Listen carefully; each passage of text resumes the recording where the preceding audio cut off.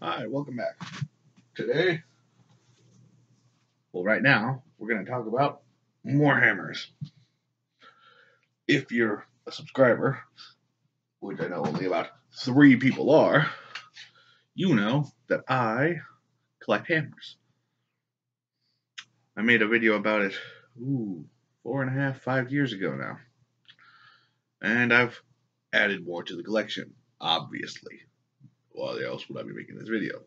Okay, let's start with the one that I didn't buy, and it wasn't technically a gift. This is what I got as inheritance from my after my aunt and uncle died. It is a dead-on titanium hammer, I think. There's the remains of a label here, but it is wait, no, it's not titanium. It's rusty. It's a steel hammer with the rubber handle, but I know it's a little broken, but I don't mind that. I still used it. It has enough face left to be usable still. But yeah, this one means stuff to me. It was my aunt and uncle's. They used it on camping trips and home repairs and craft projects. And yeah, it's a it's not a bad hammer. It's a good hammer. It's a little damaged, but some of the best things in life are a little damaged. So there's one. Two. This one. This is my Estwing ripoff. It's a full tang injection molded rubber handle. It did have a waffled face at one point, but it's been used probably it was used probably for years by the previous owner, and it actually looks like it might be an actual Estwing because it has the remains of blue paint on it, but I don't remember. I know Estwing makes some black handled tools, but I don't know when they stopped. And it also doesn't have the shape of some of their other tools, like this one here, the Estwing Geologist Rock Pick, which does in fact say Estwing on it, which I'll show you in a moment. But yeah, I got this at the Humanity store, the Cause for Humanity store, or something like that, in Yelm, Washington. Habitat for Humanity. That's what it is. I got it for like $2, and the $2 I spent went towards, helping homeless people and other people in need. But there is absolutely nothing wrong with this hammer. Yeah, it's a little okay. Maybe if it had the waffle face, it would be better. But I'm not gonna try to fix that because that's stupid. Because if you try to use an angle grinder and cut in the grooves, it ruins the temper of the face and it just deforms faster. But if it ever comes to it and I have to upcycle this into something, which is going to be difficult because the head has a fiberglass insert. So, I mean, I would have to, if I wanted to upcycle it into something or turn it into something else. My brother is getting into forging, or is going to be getting into forging, and putting that in a forge is going to cause some nasty fumes, probably for about 10 minutes, and then I could turn it into a tomahawk. I've seen it done with other hammers, specifically ball peen hammers, not claw hammers usually, or rip hammer, or framing hammer. But yeah, if I needed to turn this into something else, I could, but it would take effort, and it would take safety gear beyond, gloves, fucking, oh shit, not supposed to swear on YouTube. Oh well, oops. And safety glasses, you'd have to have a respirator on to forge this. If it's forgeable at all, I'd have to ask. I have blacksmith friends, I can ask them. Speaking of blacksmith, I have a Tecton 3-pound cross-peen smithing hammer. I might have shown this off before, I don't remember. It has a fiberglass handle. I know the face needs to be touched up a little, and so does the cross-peen, because it is flat when it should come to a point or to a round. It was $8. I got it at a closing sale for one of my favorite stores, which I'm still sad about. It was a great store. There were 2 others though, but it was when I was living in Oregon, so I probably showed off this. Yeah.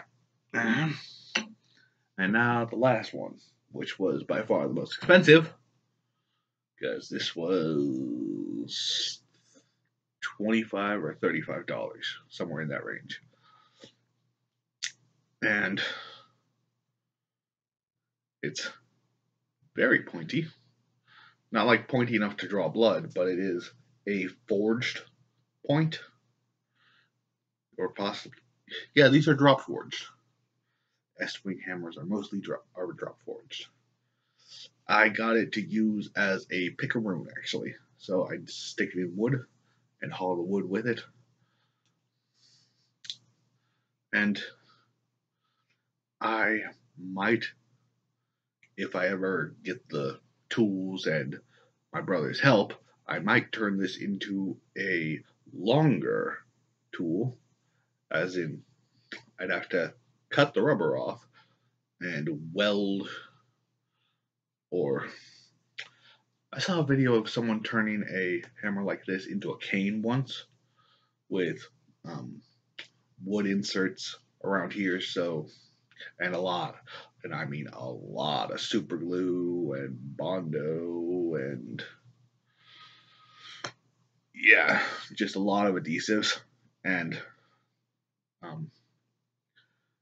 drilled a couple bolt holes through just to be sure, which I know is a difficult thing because has a diamond cross section, as in it has a ridge going up the center.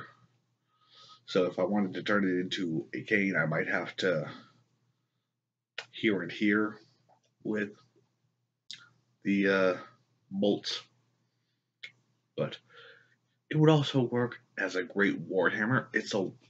It would be a great warhammer as it sits, because that tip will leave nice square holes in armor. That's why one of the reasons a lot of warhammers actually had squared off tips, and I think it actually made them easier to withdraw from things, because you'd crack it in, twist, and pull, and the squareness of it would open the hole more and make it easier to pull out. Leastwise, that sounds logical to me. It sounds like it would work that way. But if it doesn't, converse among thyselves. If I get a common thread coating, awesome. But yeah, I'm gonna, if I don't outright give the smithing hammer to my brother, I'm gonna get him a different one if he needs it. I mean, smithing you can start with something like this as your first smithing hammer. It had something mid-weight, hard enough, I guess not this one. It's not quite hard enough because obviously it's been damaged. But you can smith things with like a ball peen hammer as your first hammer. It doesn't really matter what brand you use, but eventually you'll work your way up to like the Swedish smithing hammers that are like $300-400, and they're all handmade. Or you take the cheapo one, and or like I have a different one here. This is a 6-pound, I don't know what, but this was used by someone as a smithing hammer. I got it at a garage sale. I talked about it in my previous video. I got it at a garage sale for $4, and it was full length at one point, but it's been very almost professionally made into a one-handed hammer. But you can take one of these and with a lot of work turn it into a cross peen, or you can, I think people have even made battle axes out of hammers like this where you flare it up on both ends and just but yeah, I've got hammers, my brother's got a couple, but I think the first thing most people do when they start forging is they make themselves a pair of tongs. So that's what I've heard a lot of people do for the first project. And then after you have tongs, you make 100 leaves so you can get consistency down.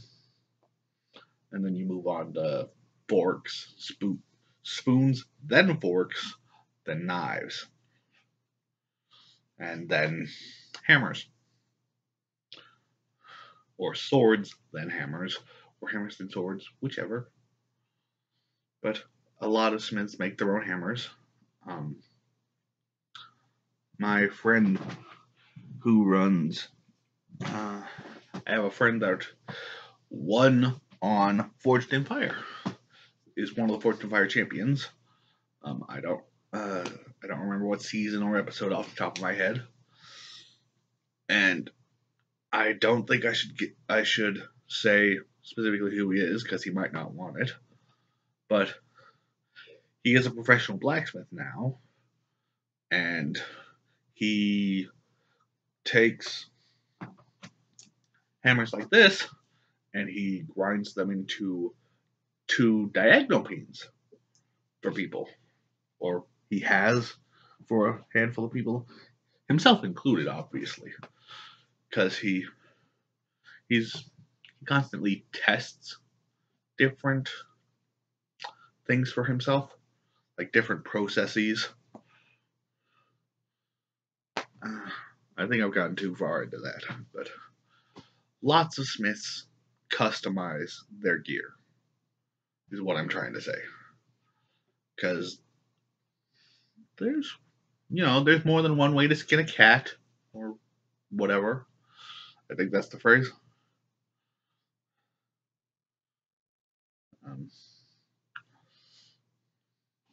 There's multiple ways of accomplishing the same things.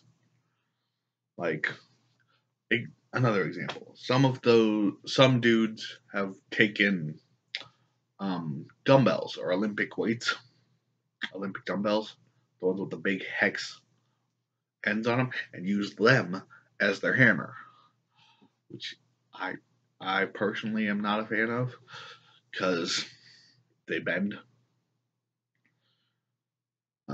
I saw one video of a older blacksmith who had been doing it with a 25-pounder, and it was almost a C. He could barely get his hand into the space. It was actually pinching him a little. So he was like, time to get a new set of 25s. Yeah. Okay, I've veered off course drastically from just hammers. Or I guess not drastically, because it's still smithing, hammers, smithing, weights being used as hammers. Okay, well, thanks for watching if you stuck around this long. I hope to see y'all again in another video, and have a great day.